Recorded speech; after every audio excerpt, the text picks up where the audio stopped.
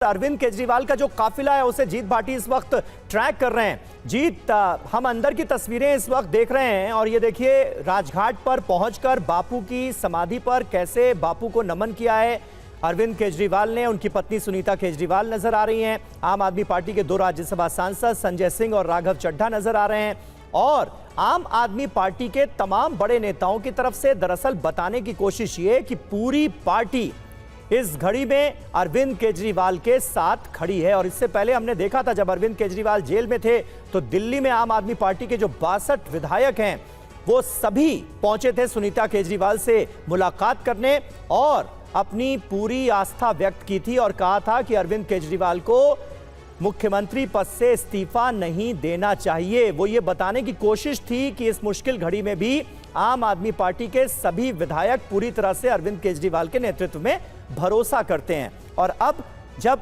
अरविंद केजरीवाल को वापस अंतरिम जमानत की मियाद खत्म होने के बाद तिहाड़ जेल पहुंचना है, वहां जाकर सरेंडर करना है, उससे पहले देखिए एक तरह का सियासी संदेश भी देने की कोशिश, क्योंकि आम आदमी पार्टी के मुखिया और दिल्ली के सीएम अरविंद केजरीवाल अपने घर से निकलते हैं, पहले राजघाट पहुंचते हैं और उसके बाद कनॉट प्लेस के हनुमान मंदिर में दर्शन करने के लिए उन्हें जाना है। जीत भाटी हमारे साथ मौजूद हैं। जीत, तस्वीरें हम अंदर की देख रहे हैं, आप क्या अपडेट देंगे? क्या काफिला राजघाट से निकल चुका है? बिल्कुल, देखिए राजघाट से वापस अब निकलकर जो है अरविंद केजरीवाल कनॉट प्लेस की तरफ बढ़ने वाले हैं और उनके साथ में उनके पत्नी जो है सुनीता केजरीवाल वो मौजूद हैं। साथ में पंजाब के जो मुख्यमंत्री हैं वो भी कल से दिल्ली में मौजूद है। साथ ही साथ में तमाम जो उनके सांसद जो रणनीतिकार है आम आदमी पार्टी के वो उनके साथ में। देखिए अरविंद केजरीवाल की गिरफ्तारी के बाद सबसे बड़ी चुनौती यही थी आम आदमी पार्टी के लिए, क्या पार्टी एकजुट रह पाएगी। हालांकि उसमें थोड़ी सी उन्हें असफलता मिली। दिल्ली सरकार में जो मंत्री थे राजकुमार आनंद, उन्होंने भ्रष्टाचार के आरोप लगाते हुए पार्टी को छोड़ दिया, लेकिन बाकी जो लोग हैं उनको इंटैक्ट रखना है और यही कोशिश है। और देखिए जब अरविंद केजरीवाल बाहर आए तब भी तमाम लोगों से मुलाकात की और यही बात हमने संजय सिंह से भी पूछी कि अब किस तरीके से चले, क्योंकि आप दिल्ली का संकट तो बता ही रहे थे। इस बीच आपने ये भी कहा कि 4 जून के बाद पंजाब की सरकार है उसको भी बर्खास्त कर दिया जाएगा, अपने गृहमंत्री पर आरोप लगाए। तो उसमें उनका कहना है कि तमाम नेताओं से अरविंद केजरीवाल मिले हैं, मिलने के बाद बातचीत हुई है और देखिए जाने से पहले भी उनसे मुलाकात कर रहे हैं और आगे भी समय समय पर अरविंद केजरीवाल जो जेल से निर्देश देंगे उस पर ही ये सरकार आगे काम करेगी, चाहे वो पंजाब की हो या फिर दिल्ली की सरकार हो। यानी कि पार्टी को एकजुट रखना है। देखिए बहुत कुछ निर्णय करेगा 4 जून के इन चुनावों पर भी। 4 जून के चुनाव के बाद जिस तरीके नहीं, और जीत आप लंबे समय से क्योंकि आम आदमी पार्टी को कवर करते रहे हैं, इसलिए मैं आपसे ये भी जानना चाहूंगा, क्योंकि आम आदमी पार्टी की तमाम नेता ये भी कहते हुए नजर आए चुनाव प्रचार के दौरान कि भाई अरविंद केजरीवाल के जेल जाने का पार्टी को फायदा होगा लोकसभा चुनाव में। और जब वो जेल से बाहर निकले तो कहा गया ये तो डबल फायदा हो गया, पहले जेल जाने का फायदा, फिर जेल से निकलकर चुनाव प्रचार का फायदा। क्या वाकई ऐसा है?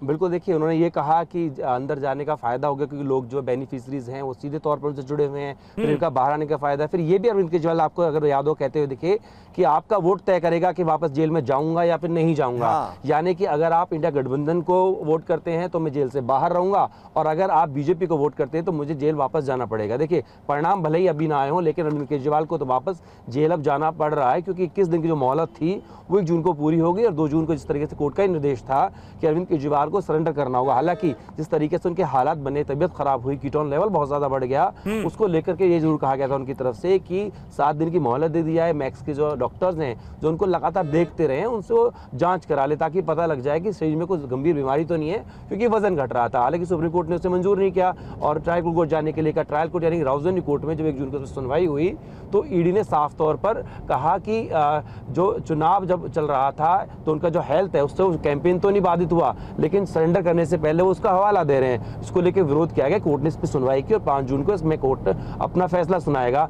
लेकिन ये जरूर तय कर दिया कि इस बीच अरविंद केजरीवाल को तिहाड़ जेल जाना ही होगा। आज जो 2 जून की रोटी है वो अरविंद केजरीवाल को तिहाड़ जेल में सलाखों के पीछे ही खानी होगी। तो फिलहाल लेकिन अरविंद केजरीवाल की कोशिश यही है कि वो जाने से पहले अपने पार्टी के तमाम नेता हैं उनको संबोधित करें और कार्यकर्ताओं को संबोधित करें, एकजुट रहने की बात करें। और इसी के तहत देखिए राजघाट से वो निकल चुके हैं, इसके बाद हनुमान मंदिर जाएंगे, वहां पर तकरीबन 20 से 25 मिनट जो हैं वो वहां पर पूजा अर्चना करेंगे। उसके बाद में आम आदमी पार्टी के दफ्तर जाएंगे जहां पर तमाम लोगों को यही संदेश देंगे अरविंद केजरीवाल कि भले ही वो जेल के अंदर है लेकिन सरकार चलती रहनी चाहिए। जिस तरीके से ठीक है, लोगों ने काफिले उनको के विश्वास साथ आप दिखाया, मौजूद 62 हैं। चीजें भी जितेंद्र हैं, भाटी वो और काम हमारे नहीं करनी दूसरे चाहिए। सहयोगी पहुंच चुके हैं गंतव्य स्थल यानी कनॉट प्लेस का जो हनुमान मंदिर है। आनंद प्रकाश पांडे वहीं से हमारे साथ मौजूद हैं। आनंद, क्या समझ में आ रहा है, क्या पॉलिटिकल मैसेज देने की कोशिश की जा रही है? निकलते हैं तिहाड़ में सरेंडर करने के लिए दिल्ली के सीएम, लेकिन पहले राजघाट और उसके बाद हनुमान मंदिर में दर्शन।